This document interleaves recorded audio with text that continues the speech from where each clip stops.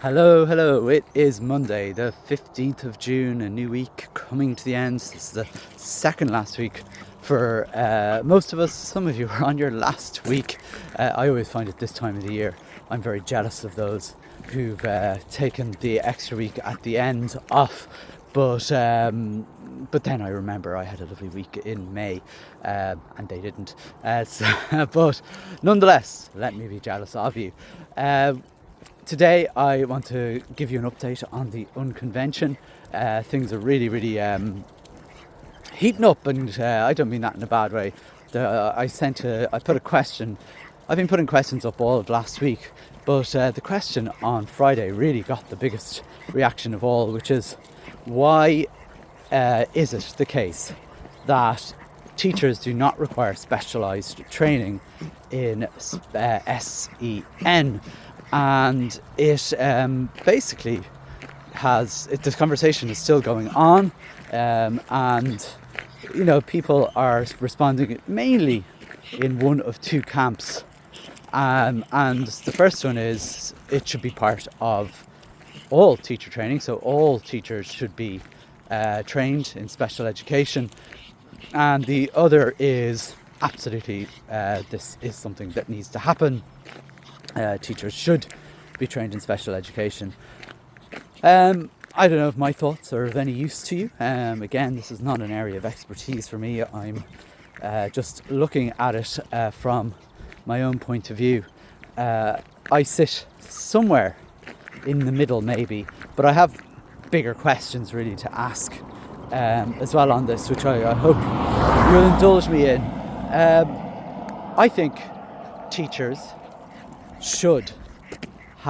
all teachers should have some training in SET to a certain level, because I think the days of when I went into teaching are very different to what they are today.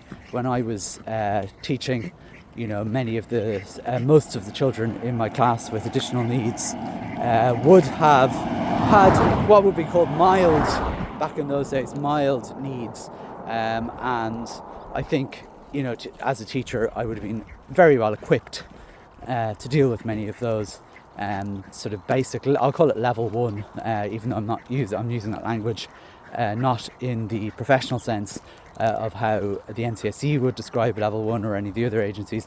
Sort of if level one kind of needs, basic sort of stuff that a class teacher should be able to deal with. Literacies, basic literacy difficulties, numeracy difficulties, and so on. And if I am using professional language, maybe classroom support is probably there. I'm saying every teacher should be able for that.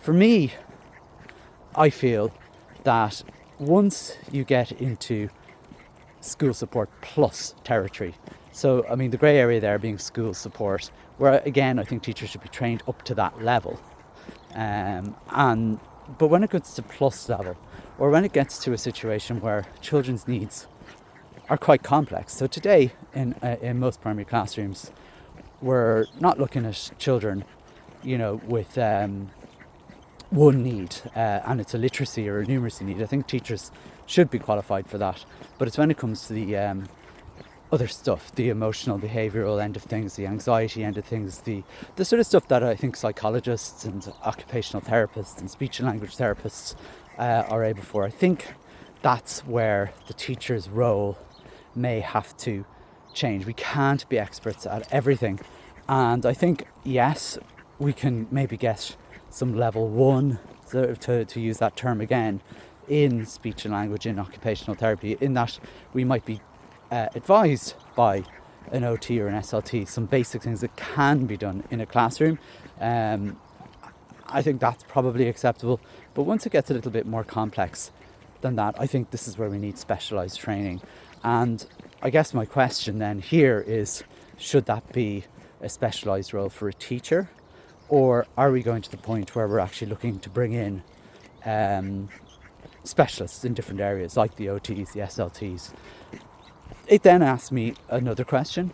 Should we have specialised dyslexia teachers? Should we have specialised emotional behaviour, teachers, should we have specialised teachers for other diagnoses like autism and dyspraxia, and basically, there's many different needs in classrooms these days. So should we have specialists in that? Is that possible? I don't think it is, to be perfectly honest. I think we need that's another question. It comes down to that.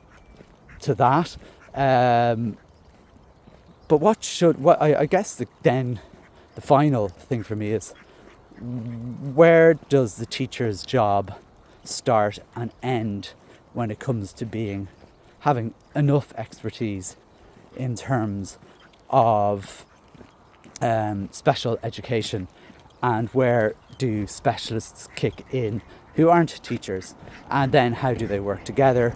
See, I mean, it's you see how this is just kind of running completely out of control into down a big rabbit hole, because I think this is such a huge area that I don't think it's possible for a teacher to be able to be an expert at everything. I think we've one of the more interesting, there was lots of interesting comments being made.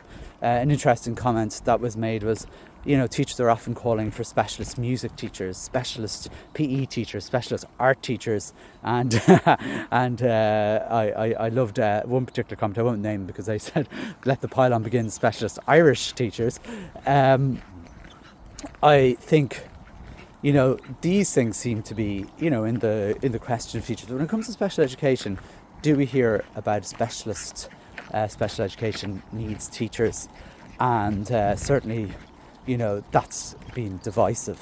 So there's a number of thoughts here, and lots of questions still coming.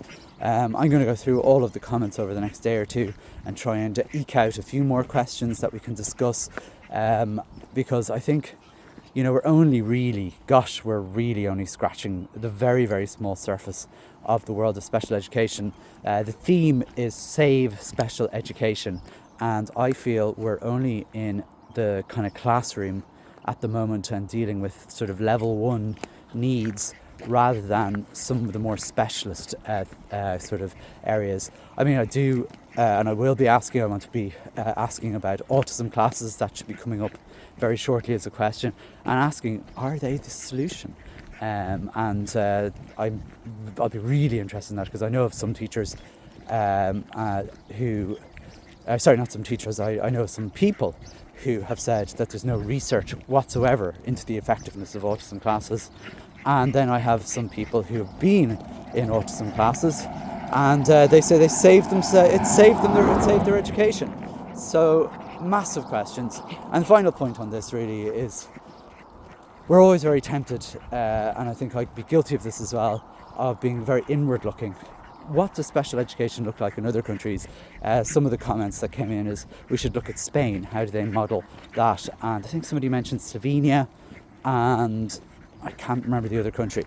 But I mean, we really look at other models of how they do special education, and not relying on PISA as our marker. I think PISA, because we're so good at PISA, we rely on that to show how brilliant we are.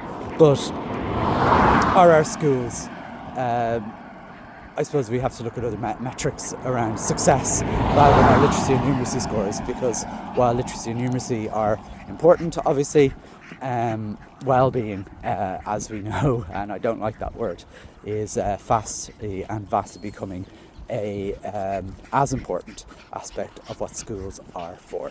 All right, there's a load of jumble thoughts for today. Hope you enjoyed them, and remember, please, if you are enjoying these daily rambles, subscribe to them on your favourite podcasting platform, and spread the word. Thanks so much for listening or watching. Take care. Bye bye.